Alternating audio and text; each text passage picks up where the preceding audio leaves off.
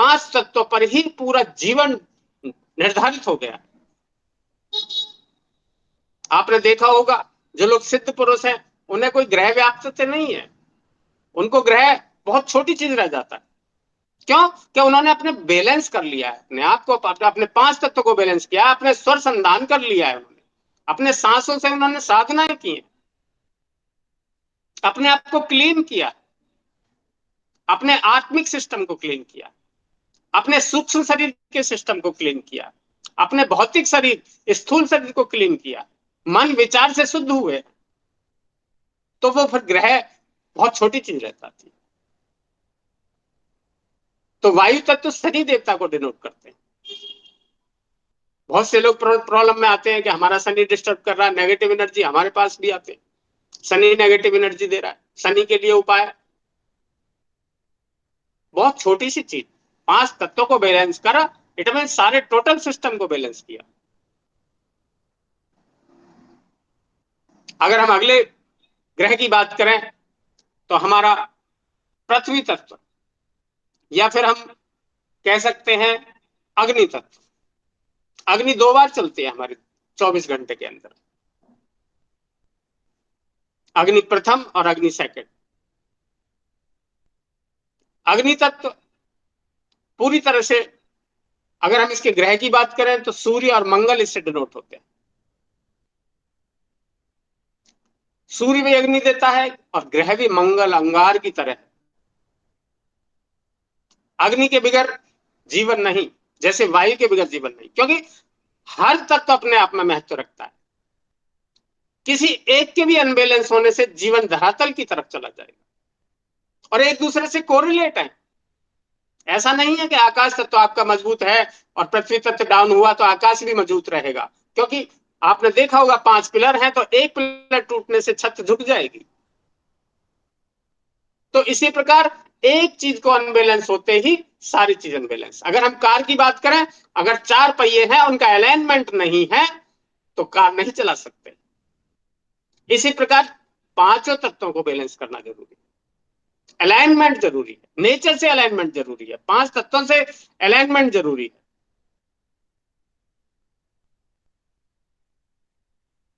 अगर आप देखो, अगर थोड़ा सा हम भौतिक सिस्टम में जाए, सांसारिक सिस्टम में जाए, नॉर्मली अगर आप गर्मी में स्वेटर पहनने लगे, गर्मी में सर्दी के कपड़े पहनने लगे, तो आप कैसा महसूस करेंगे? अंदर खुजली, इचिंग महसूस होगी, चैंटी सी चलेंगी, गर्मी महसूस होगी।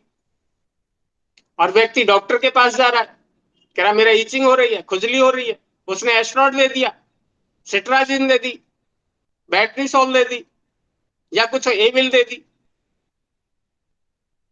आपकी थोड़ा शांत हो गए। आपने सोचा मेडिसिन ने बहुत काम किया है, लेकिन कहां पर काम करना था? स्वेटर को उतारने की जरूरत थी। यही सब अंधकार है, समाज में ये अंधकार फैला हुआ है, इसी अंधकार को हमें हटाना है। हम उस कारण को, उस रीजन को खत्म करने की बात कर। अगर हम उसके बाद बात करें, जल तत्व की बात करें, जल हमारे जितना भी हमारी बॉडी में तरल पदार्थ है उसको सबको निश्चित करता है। उसमें ब्लड भी आता है, मलगम आता है, मूत्र आता है, सीमेन आता है। ये सब चीजें अनबैलेंस होते ही हमारा यूटीआई सिस्टम, हमारा ब्लड सिस्टम, ब्लड क्या है? ब्लड हमारा बैटरी के रूप में है, ये चार्ज ही नहीं है। आपने देखा होगा कोई भी व्यक्ति बीमार हो जाता है तो हम क्या चेक कराते हैं? ब्लड चेक कराते हैं। वो चार्ज नहीं हो रही, ब्लड चार्ज ही नहीं है, उसके अंदर बैड टॉक्सिन आ रहे हैं। अगर हम छोटी सी हार्ट की तरफ जाएं, आज की डेट में अगर हम सिंपल ही बात करें, क्योंकि हम, अब आप डॉक्टर बन गए, एक तरह से वैद्य बन गए कि योगी बन गए, आपके पास मरीज ही आने हैं। हार्ट की तरफ, हार्ट में ब्लॉकेज आ रही है, ब्लड में ब्लॉकेज आ रही है, ब्लड में गार्बेज हो गया है, तो डॉक्टर ने क्या किया? एक तार डाला और एक वाल डाल दिया छोटा सा, जिससे कि वो नस, जो वेन है, वो चिपके ना। और एक सिंपल एक टैबलेट, डेली टैबलेट दे दिया, जिससे आपका ब्लड पतला रहे। और वो ब्लड डेली आपको एक टेबलेट खानी है और उसके अंदर वो ब्लड डेली प्रवाह होता रहेगा। आप समझेंगे बहुत अच्छा वो काम हो गया। लेकिन आपकी टेबलेट नहीं छूटी। जिस दिन आपने टेबलेट 3 दिन 4 दिन 5 दिन के लिए बंद कर दी, फिर वो गार्बेज जो आपके अंदर ब्लड को गाढ़ा कर देगा और आपका ब्लड उसके अंदर जाना बंद हो जाएगा और फिर नस उस वाल को भी तोड़ देगा एक तरह से। लेकिन गार्बेज नहीं हटा। ये प्राण शक्ति, प्राण योग, ये 5 तत्व बैलेंस करने से वो हमारे अंदर के जितने भी बैड टॉक्सिन है, वो गार्बेज है, वो हटता है।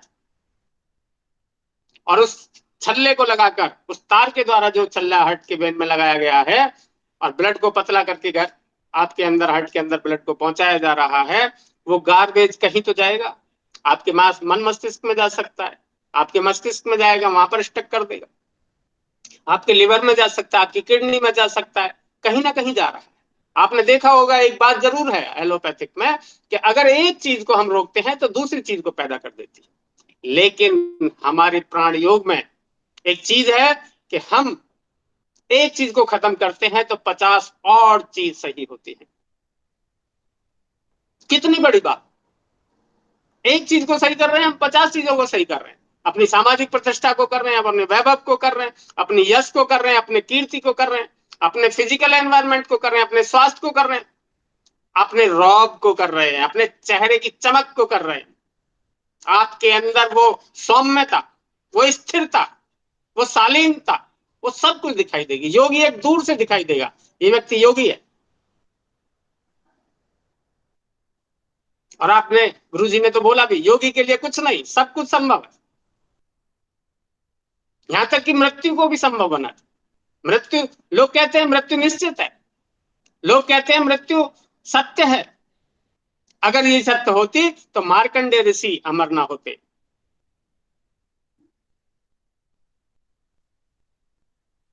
उन्होंने भी तो पृथ्वी पर जन्म लिया था। परशुराम, विभीषण, और बहुत योगी। गुरु जी ने एक वाक्य भी बताया था कि हम तपस्या कर रहे थे तो हमारे गुरु जी से मिलने आए राम के टाइम के लोग, एक राम के टाइम के संत मिलने आए। कितनी बड़ी बात। योगी के लिए कुछ संभव नहीं, कुछ असंभव नहीं। अगर हम दूसरे तत्व की बात करें, पृथ्वी तत्व की बात करें, पृथ्वी 72% जल है हमारे अंदर, तो पृथ्वी भी 12% है।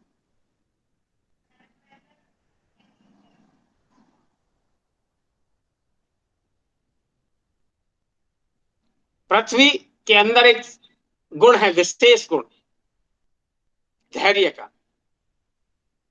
सब्र का। जो पृथ्वी गुण का व्यक्ति होगा बहुत धैर्य रखेगा। अगर मैं इसके देवता की बात करूं तो बुद्ध इसके देवता। जल के देवता की बात करूं तो चंद्र और शुक्र है। जो हमारे नव ग्रह हैं वो भी हमारे 5 तत्वों से बैलेंस होते हैं। मेरे तात्पर्य केवल ये है कि अगर 5 तत्वों को बैलेंस किया जाए तो हम अपने जीवन को बैलेंस कर सकते हैं। दूसरी चीज आती है हमारी बॉडी में वेस्टेज की। हर चीज की वेस्टेज होती है। ये चादर कोई बनाएगा कपड़े की, उसकी वेस्टेज निकलेगी। मेज लकड़ी की बनाएगा, उसकी वेस्टेज निकलेगी। किसी पत्तों में, कागजों में अगर हम अग्नि लगाएंगे तो ध्वनि और धुआं और अग्नि के रूप में जाने के बाद में एक वेस्टेज राख बचती है। तो हमारी बॉडी में भी वेस्टेज, खाने से, सांस लेने से, जो सांस हम वापस कर रहे हैं वो वेस्टेज सांस है हमारी, कार्बन डाइऑक्साइड।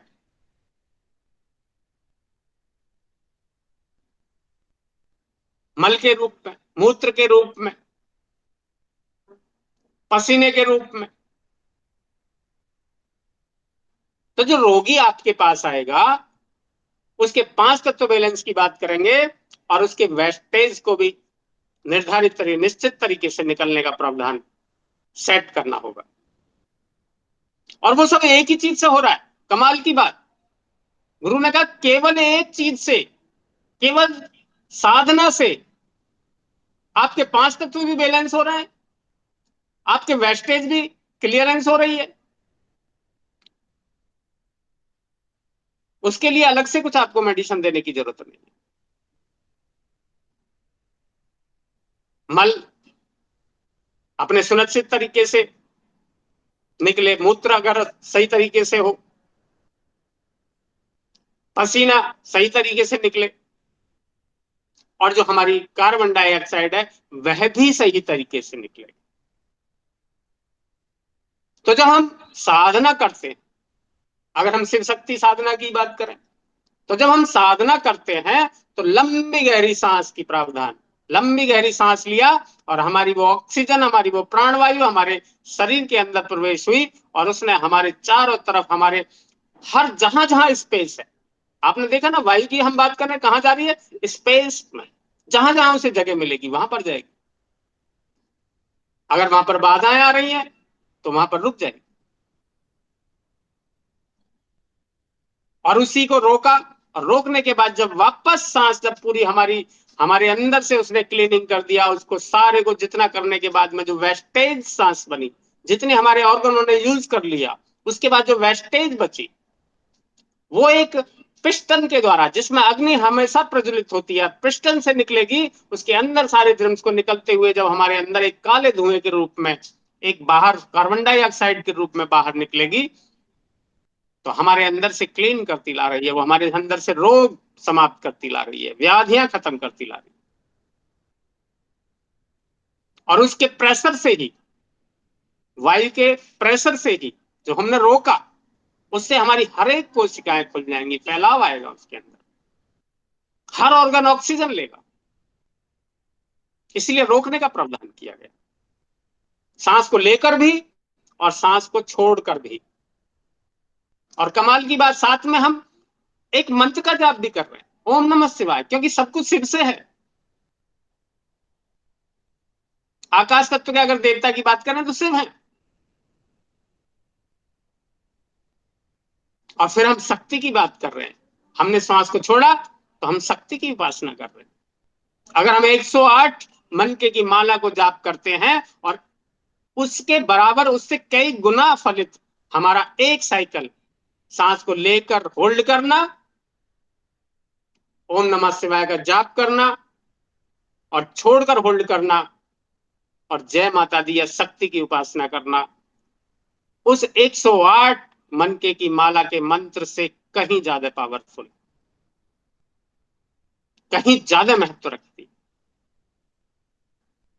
तो आप देख रहे हैं साधना से कितना सिस्टम एडजस्ट हो रहा है टोटल।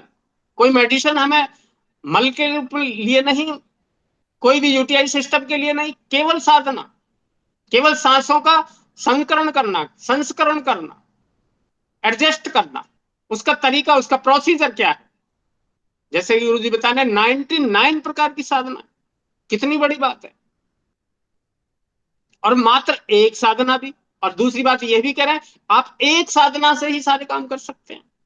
99 साधना है, लेकिन एक साधना से भी कहते हैं। एक वाक्य उनका यह भी है कि एक साधना करने से सारे सिस्टम।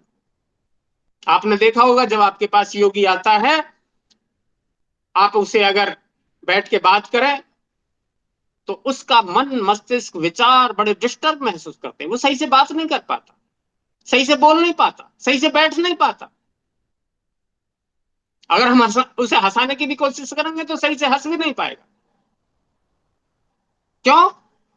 क्योंकि 5 तत्व बैलेंस हैं, उसकी प्राण शक्ति बहुत कमजोर हो चुकी है, उसके विचारों में बड़ी वीकनेस नजर आती है, उसके शब्दों में वीकनेस नजर आती है। अगर उसे आप ओम बुलवाने लगे तो बहुत छोटे से सिस्टम में, बहुत छोटे समय के लिए ओम बोल पाएगा, बोल ही नहीं पाएगा, मुंह नहीं खुलेगा उसका, क्योंकि प्राण शक्ति कमजोर होती चली जाती है, व्याधियां उत्पन्न हो जाती है। जैसे ही प्राण शक्ति वीक हुई, हमारे अंदर व्याधियां पैदा हो गई, हमारे सारे सिस्टम को उसने इग्नोर कर दिया, डिस्टर्ब कर दिया। उस प्राण शक्ति को बढ़ाने की बात, और उसकी हेल्प वर्क कौन करेगा? 5 तत्व। तो सबसे पहला जो पॉइंट आता है वो 5 तत्व को बैलेंस के लिए आता है। और गुरुजी ने तो मात्र 5 सेंटेंसों से, 5 सेंटेंस बोलने से, मात्र 5 सेंटेंस, वो भी एक बार, केवल 2 मिनट, कितना सरल किया,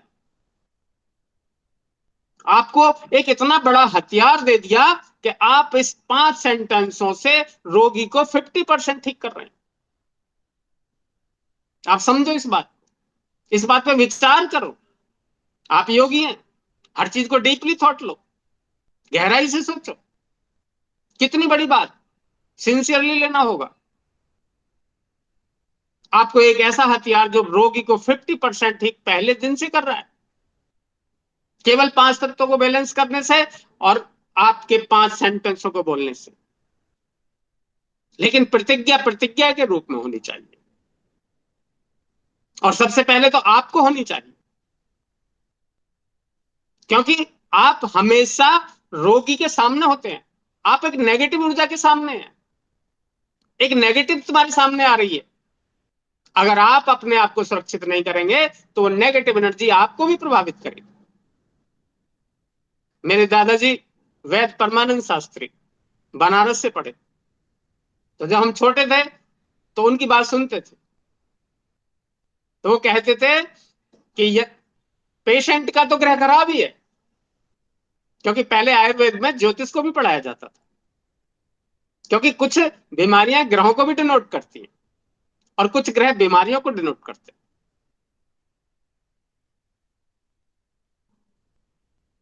तो वो कहते थे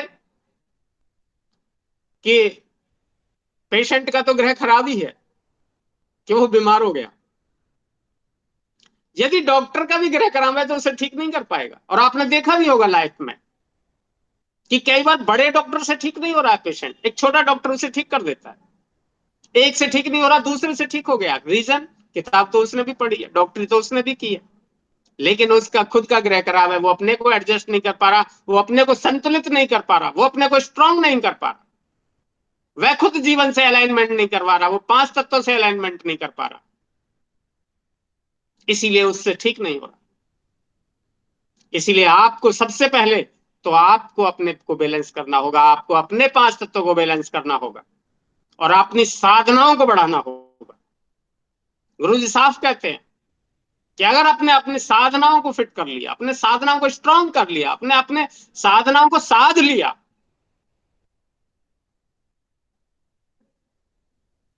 तो मात्र इतना कहने से चलो ठीक हो जाओगे तो आप पेशेंट को ठीक कर दोगे। कितनी बड़ी बात, कितने मूल मंत्र। मूल इट मीन्स मूल जिसे कहते हैं, मूल एक जड़, एक आधार, एक नींव, एक बेस पर बैठा दिया आपको, एक फाउंडेशन दे दिया आपको, एक फाउंड पर बैठा दिया।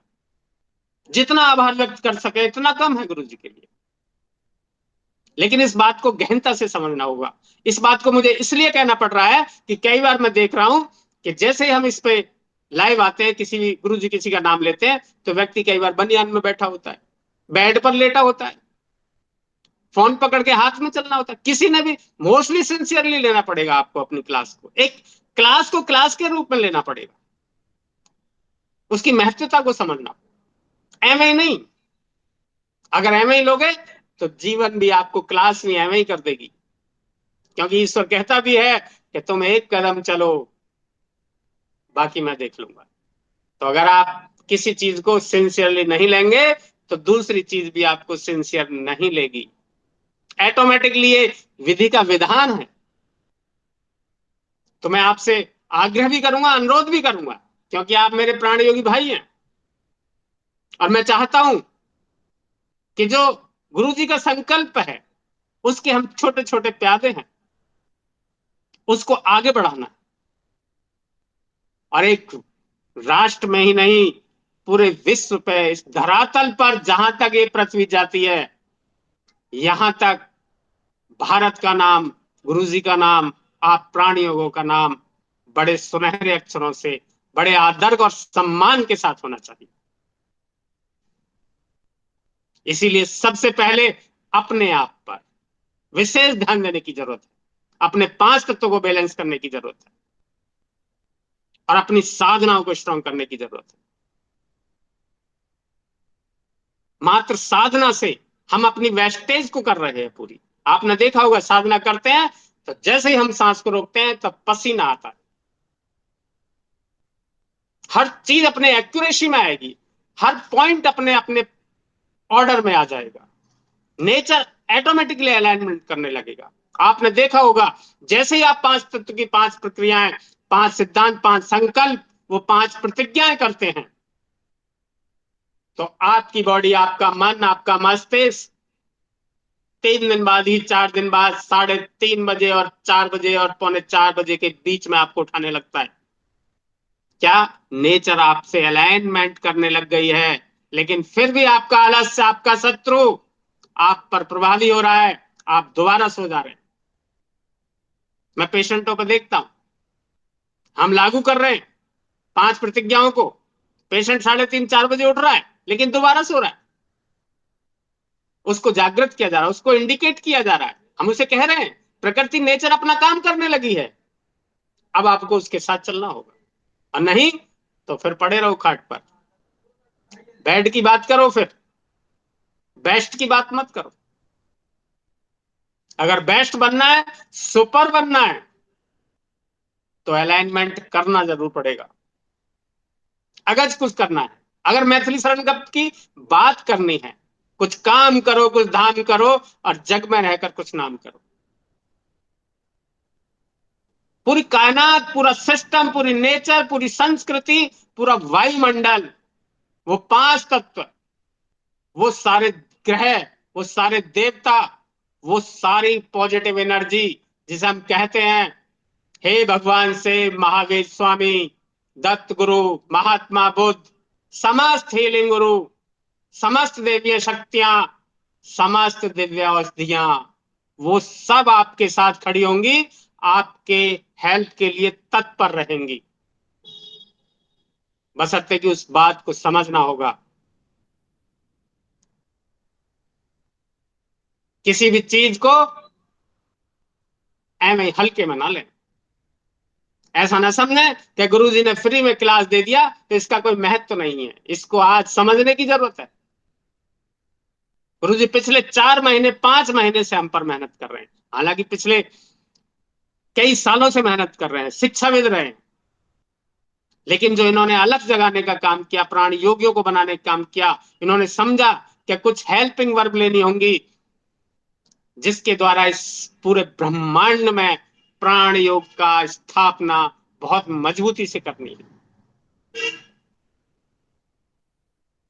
इसी बात को बहुत सीरियसली लेना होगा। तो आपसे अनुग्रह और आग्रह बहुत जरूरी है मेरा, कि मैं इस बात को कहना भी चाहता था किसी दिन, लेकिन मौका नहीं मिल रहा था। लेकिन आज ईश्वर की कृपा से और गुरु जी के आदेश और अनुकंपा से मुझे कहने का मौका मिला, क्योंकि ये बात मेरे अंदर कहीं ना कहीं टीस पैदा कर रही थी।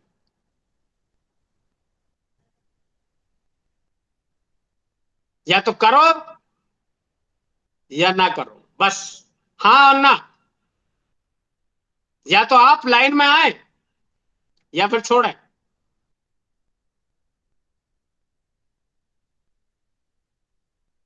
इसलिए मेरा आग्रह है कि अगर आपने, गुरु जी ने आपको चुना है, तो इसको महत्व दें, इसको सीरियसली लें।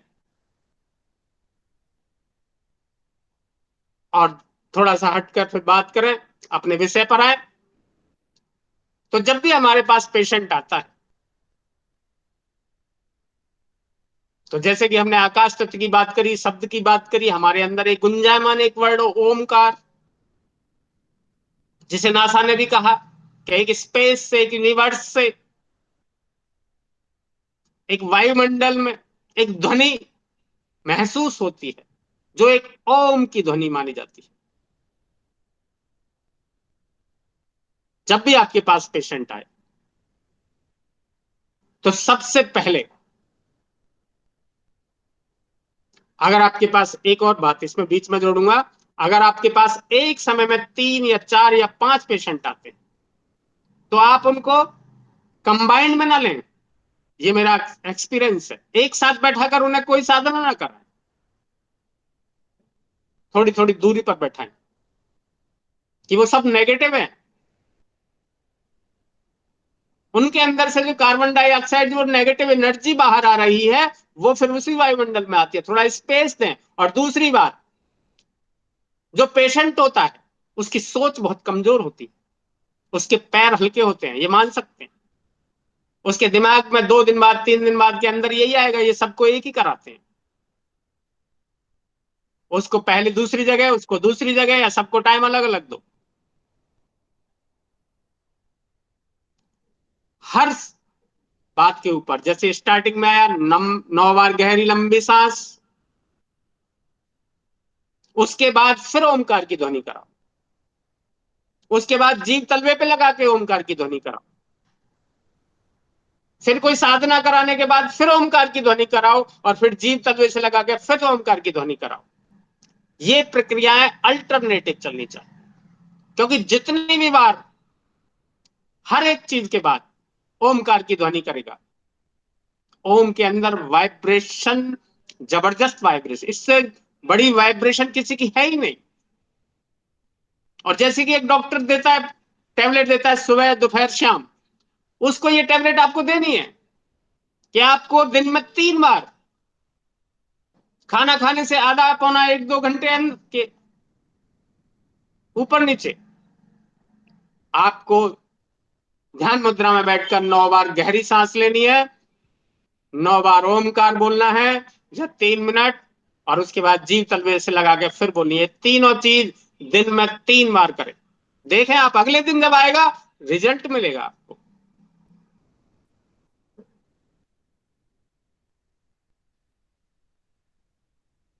तो ये इस तरीके की आपके सिस्टम होनी चाहिए। सबसे पहले उसे ओम, सोहम बहुत इजी है, सोहम सब पे लागू कर दो। गुरु जी कह रहे हैं इससे बड़ी कोई साधना ही नहीं है। क्यों? क्योंकि नॉर्मल सांस में लेनी है और नॉर्मल सांस में ही छोड़नी है, और कोई उच्चारण नहीं करना, मानसिक करनी है। मन से सो बोलना है, और मन से ही अहम बोलना है। और कितना बड़ा मंत्र, इस साधना का कितना बड़ा मंत्र, सोहम सो अहम, जैसा तू है वैसा ही मैं हूं। बस इतनी बात ईश्वर से कहनी है कि जैसे तुम हो मैं वैसा ही मैं हूं। बस, या फिर जैसे तुम हो ऐसा मुझे बना दो। कितनी बड़ी बात आप स्पेस में छोड़ रहे हैं, आप यूनिवर्स में दे रहे हैं, भावना के रूप में। भाव का ही गेम है। सारी साधना, सारा योग भाव पर डिपेंड कर दिया।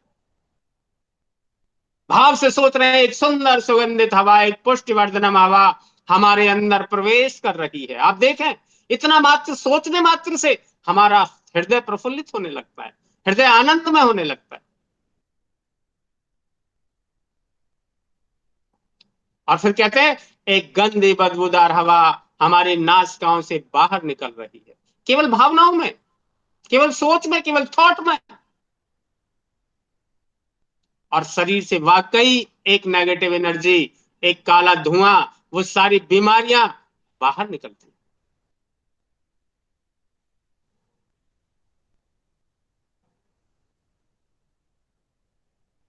तो हमें इन बातों का विशेष ध्यान रखना होगा। तीनों चीजों को लेकर चलना होगा। 5 तत्व, अपनी साधनाएं, ओमकार का उच्चारण, गहरी लंबी सांस, और हमारी वेस्टेज, उस पर ध्यान दो। उसका कौन सा तत्व है? अगर हम गंध की बात करें, पृथ्वी तत्व की बात करें, अगर हम स्वाद की बात करें, तो आपको रोगी को देखने को मिलेगा, उससे पूछो कैसा स्वाद आ रहा है खाने में। खाना अच्छा नहीं लगता जी, जबरदस्ती खाता हूं। समझ लो तत्व बैलेंस अनबैलेंस है। उसके उससे बात करोगे आप, उससे हिस्ट्री लोगे, तो वो चिड़चिड़ापन, वो नीरसता, कुछ नहीं रखा है जी, अब तो बीमार हैं, कुछ नहीं है, अब जिंदगी ऐसी कटेगी, समझ लो आकाश तो प्रॉब्लम है। इन सबको बैलेंस करने के लिए, टोटल सिस्टम बैलेंस करने के लिए आपको 5 प्रतिज्ञाएं दे दी। सब ऑटोमेटिकली सिस्टम होगा। और प्रतिज्ञा ऐसे ही नहीं, जब आप प्रतिज्ञा करेंगे तो जो हमने अभी बताया आपको कि यूनिवर्स, एक नेचर, एक वो सर्वशक्तिमान, वो प्रभु, वो ईश्वर, आपका देवता, वो यूनिवर्स आपको हेल्प करने लग जाएगा। आपके सबकॉन्शियस माइंड के 80 बिलियन न्यूरॉन एक्टिव होकर यूनिवर्स को संदेश दे देंगे कि आपने ये प्रतिज्ञा की है कि मैं आज खुश रहूंगा। हे से भगवान, मैं प्रतिज्ञा करता हूं कि मैं आज खुश रहूंगा। ये आपका सबकॉन्शियस माइंड, आपके सबकॉन्शियस माइंड के 80 बिलियन न्यूरॉन जो न्यूट्रल हैं, जैसा उनको बोलोगे वो वैसा ही समझेंगे। और जब आप रोज बोलेंगे तो वो समझ जाएंगे कि ये व्यक्ति खुश मिजाज है। उस दिन के बाद आप खुश रहेंगे। वो संदेश, वो आपके 80 बिलियन न्यूरॉन यूनिवर्स को आपका संदेश भेज देंगे, और यूनिवर्स जिस संदेश को लेता है उस संदेश को कई गुना आपको वापस करता है, कभी किसी की चीज रखता नहीं। आपने हमारे देहाती शब्दों में जैसा बोओगे ऐसा काटोगे, जैसा दोगे ऐसा लोगे, ये सब क्या है, कहां से चल रहे हैं सभी। लेकिन समझने की कभी कोशिश नहीं करी, सुन लिया जैसा बोएंगे ऐसा काटेंगे बस, या किताबों में लिख दिया, निबंध में आ गया। हमने बहुत पहले, हमारी सिस्टर ने एक निबंध आना था 5वीं 6ठी क्लास में, सिस्टर ने बोला नीचे कोटेशन लिख के आना कि अज्ञान ही दुख का कारण है। 5वीं 6ठी में थे, समझ नहीं पा रहे थे इस बात को, लेकिन लिख कर आए हम। लेकिन जब हमारे टीचर ने हमारी कॉपी चेक की तो हमारे 3 नंबर एक्स्ट्रा दिए। फिर आके हमने घर पे इसका, इस लाइन का अर्थ गहराई से समझा कि अज्ञान ही दुख का कारण है, और वो ज्ञान अब आपको दे दिया है। दुख दूर तक नहीं, आपका नहीं, आपके संपर्क में आने वाले जो भी व्यक्ति होंगे उनका भी दुख आप हर लेंगे, उनका दुख खत्म कर देंगे, उनकी नेगेटिव एनर्जी खत्म कर देंगे। और खाली समाप्ति नहीं, आप प्राप्ति भी करा सकते हैं। खाली समाप्ति की बात नहीं कर रहे कि आपने नेगेटिव एनर्जी खत्म कर दी, उनका दुख दूर कर दिया, उनकी व्याधि खत्म कर दी। आप उनको प्राप्ति भी करा सकते हैं, हर वो सब कुछ प्राप्त करा सकते हैं जो वो चाहते हैं या जो आप चाहते हैं। गुरु जी ने लिखा भी है, जो चाहे वो पाए। लेकिन इस बात को कभी गहनता से नहीं समझा, इस पर विश्लेषण नहीं किया। इसे डीप थॉट में लेने की जरूरत है। कितनी बड़ी बात लिखी है, जो चाहे वो पाए, कितनी बड़ी बात। इसे सिंसियरली समझना होगा। तो जो भी आपके अलाइनमेंट में आएगा, जो भी आपके नियर आएगा, जो आपके सानिध्य में आएगा, जो आपके संपर्क में आएगा, उसके हर दुख के निवारण के रूप में आप बैठे हैं। आपको एक इतनी बड़ी उपलब्धि गुरुजी ने देने की कोशिश की, कितनी बड़ी। हर व्यक्ति के काम होते हैं। एक वो भी काम है जो जूता लगा रहा है, जूता ठीक कर रहा है, पॉलिश कर रहा है। एक वो भी काम है सीवर के टैंक खाली कर रहा है। आपको क्या काम दिया, कितनी बड़ी बात, कितना धन्यवाद करें। इसलिए इसे सिंसियरली, सीरियसली समझना होगा। इसी बात को मैं आज विशेष महत्व देता हूं। और फिर जैसे कि आज गुरु जी का आदेश था, और अगली जो बात होगी वो मरम पॉइंट पर होगी। हमारी बॉडी के अंदर जो मरम पॉइंट है वो एक कंजंक्शन के रूप में, आपने देखा होगा कि एक लाइट, या हम इलेक्ट्रिक की बात कर लेते हैं, एक दूसरे शहर से जब दूसरे शहर में आएगी तो सबसे पहले कहीं पर तो आएगी, वहां पर एक ट्रांसफार्मर लगा होगा, और फिर वहां से उस नगर के, उस क्षेत्र के दूसरे हिस्सों में जाएगी। तो जैसे ही एक दूसरी रोड पर जाएगी, उस क्षेत्र में जाएगी, वहां पर भी एक ट्रांसफार्मर लगा होगा। और फिर जैसे ही गली में जाएगी तो गली पर भी एक ट्रांसफार्मर लगा होगा, और फिर जैसे ही आपके घर पर पहुंचेगी तो घर पर भी एक ट्रांसफार्मर, एक मीटर लगा होगा। और फिर जब घर के अंदर जाएगी तो वहां भी एक पॉइंट होंगे। आपने इस पॉइंट को दबाया, इस स्विच को दबाया तो पंखा चल गया, और इस स्विच को दबाया तो लाइट जल गई, और इस स्विच को दबाया तो कुछ और चल गया। ऐसे ही हमारी बॉडी के अंदर पॉइंट हैं जो एक कंजंक्शन का रूप धारण करते हैं। वो बाधित हो जाते हैं, वो घायल हो जाते हैं, क्योंकि उनके अंदर एनर्जी ट्रांसफर नहीं हो रही। और जो सबसे बड़े ट्रांसफार्मर थे वो कौन थे? वो 7 चक्र थे, आपके बड़े ट्रांसफार्मर। जब आपके जो घरेलू थे स्विच थे, वो मरम पॉइंट है। तो आप 7 चक्र तो साधनाओं से क्लीन करेंगे, क्योंकि हर चक्र का अपना सेक्टर है। अगर हम विशुद्धि चक्र की बात करें तो ईएनटी सिस्टम को देखता है, नाक कान आंख गले को देखता है। अगर हम अनहद चक्र की बात करें तो हमारे फेफड़े और हमारे हृदय को देखता है। अगर हम मणिपुर चक्र की बात करें तो हमारे डाइजेस्टिव सिस्टम को देखता है। अगर हम स्वादिष्टान चक्र की बात करें तो हमारे यूटीआई सिस्टम को देखता है, हमारी किडनी को देखता है, यूरिनरी बैग को देखता है, सारा यूरिन सिस्टम को देखता है। अगर हम मूलाधार चक्र की बात करें तो हमारी नस नाड़ी और हड्डियों को देखता है। मूलधार मूलाधार बिल्कुल बेस, इसी पर डिपेंड। उधर सहस्त्रार चक्र और उधर मूलाधार चक्र, दोनों अपने आप में विशेष महत्व रखते हैं। सहस्त्रार चक्र से चली हुई एनर्जी मूलाधार तक पहुंच जाए, ये बहुत बड़ी बात है। अपने अपने बॉडी सेक्टर को सब एनर्जी ट्रांसफर होने लगेगी, और वहां पर वो छोटे मूल छोटे जो चक्र हैं, जो पॉइंट हैं जिन्हें हम मरम पॉइंट बोलते हैं, उनको छोटे छोटे पॉइंटों को आप, जो घायल हो गए हैं जो मरीज के, उनको थोड़ा पुश करेंगे तो उनके अंदर ब्लड का प्रभाव होने लगेगा।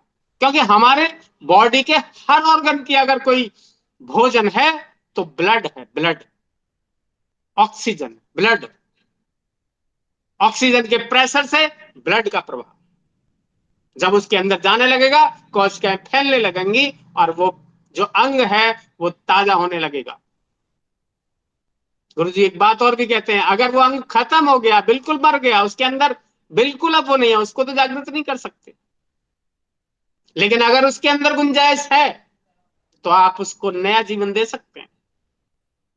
अगर मृत को जीवित करने लगे तो ऐसे तो गुरु जी कहते हैं, ऐसे तो मृत्यु को जो प्राप्त हुए उन्हें जिंदा करने लग जाएंगे। लेकिन अगर 1% भी गुंजाइश है तो आप उसको जिंदा कर सकते हैं। तो उन मरम पॉइंटों पर बात होगी, और बहुत अच्छे तरीके से, अगर गुरु जी का कृपा रही, भगवान की कृपा रही, आप लोगों का सहयोग रहा, गुरु जी का आदेश रहा,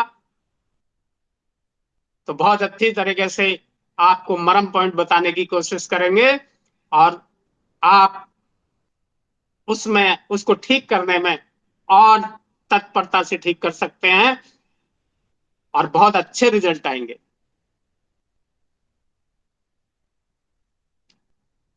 तो गुरु जी का बहुत बहुत धन्यवाद। सभी को जय श्री राम।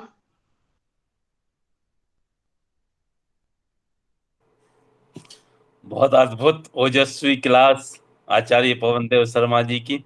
वास्तव में आज लगा कि कुछ विद्यार्थी हमारे ऐसे हैं जो अद्भुत ज्ञान रखते हैं और अद्भुत तरीके से प्रस्तुत करते हैं।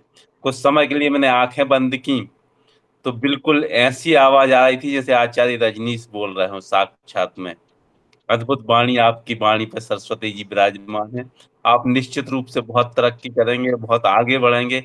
ओजपूर्ण तरीके से, जो भावपूर्ण तरीके से, साइंटिफिक एनालिसिस के साथ जो आपने अद्वितीय विश्लेषण किया है सब चीजों का, वो वास्तव में बहुत अद्भुत है, बहुत अद्भुत है। बहुत बहुत धन्यवाद, बहुत बहुत जय बधाई। श्री राम। धन्यवाद गुरु जी, आपका आदेश, आपकी कृपा, आपका आशीर्वाद की जरूरत। बहुत अद्भुत, बहुत तरक्की करोगे। आवाज में वो ओज है, वो ईश्वर ने सरस्वती जी विद्यमान की है आपकी वाणी पर कि निश्चित रूप से आप देश में और विदेश में आपकी ख्याति लेगी बहुत जल्दी से। सारे प्राण योगियों ने बहुत आनंद लिया, बहुत ओजपूर्ण आपके भाव से सुन के नई एक प्राण ऊर्जा का सब लोगों में संचार हुआ। निश्चित रूप से सारे बहुत खुश हैं। देखिए कितने सारे बीच में भी आपके प्रोत्साहन के लिए, आपके उत्साहवर्धन के लिए सारे लोग मैसेज कर रहे थे। अभी भी लगातार रुक नहीं रहे हैं आपकी प्रशंसा में। ये सब यही आपकी कृपा का प्रताप है। यही प्राण योग की खासियत है। और जब ये मिलेंगे, एक अद्भुत चिकित्सा होती है मर्म चिकित्सा, जिसमें जहां ऊर्जा का अवरुद्ध होता है वहां पर थोड़ा सा दबाव देके उस प्राण शक्ति को प्रवाहित कर दिया जाता है और बड़े से बड़े रोग बिना दवा इंजेक्शन जांच के ठीक हो जाते हैं। वही इस विधा के इनको अपने स्वाभाविक है पिताजी और दादाजी से वो विद्या प्राप्त हुई। कल इसका हम सब लोग श्रवण करेंगे, ये सीखेंगे अद्भुत विद्या। और साथ में विद्या हम लोग अपने बरसाना उसमें आज शिविर में भी ये इनको आमंत्रित करेंगे, वहां भी ये सब प्रत्यक्ष सिखाएंगे। क्योंकि ऐसे ऐसे बहुत छोटे छोटे पॉइंट्स रहते हैं जो इतने छोटे मोबाइल के एक बहुत छोटे से भाग से आप उसको परफेक्ट नहीं हो सकते। फिर भी कोशिश करेंगे कि आप तक सटीक जानकारी पहुंचे और आप सभी लोग उन क्षेत्रों में विशेषज्ञ बने। बहुत बहुत शुभकामनाएं, बहुत बहुत धन्यवाद। जय हो विजय हो, बहुत बहुत शुभकामनाएं आपकी। कल यह क्लास फिर से 9 बजे इसी समय आचार्य पवन देव शर्मा जी की जारी रहेगी। ये विशेषज्ञ हैं अपनी इस विधा के और अनेक अनेक साध्य असाध्य बीमारियों को अनेक सालों से ठीक कर रहे हैं। आयुर्वेद रत्न, मर्म चिकित्सा, ज्योतिष के साथ साथ प्राण योग विज्ञानी, आपका बहुत बहुत धन्यवाद, आभार। जय श्री राम गुरु जी। अब हम नरेंद्र नागेंद्र सिंह लोधी जी को आमंत्रित करते हैं। नागेंद्र सिंह लोधी जी।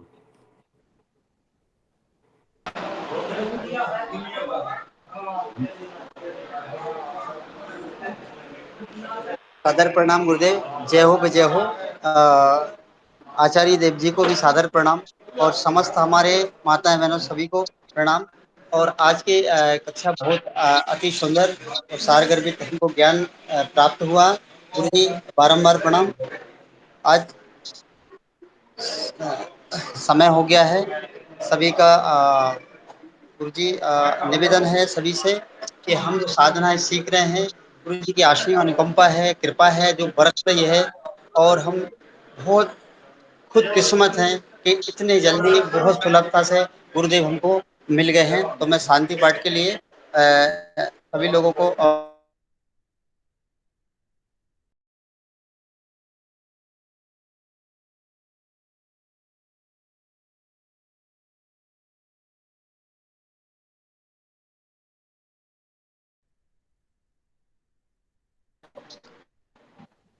तरुण बनर्जी जी, डॉक्टर तरुण बनर्जी।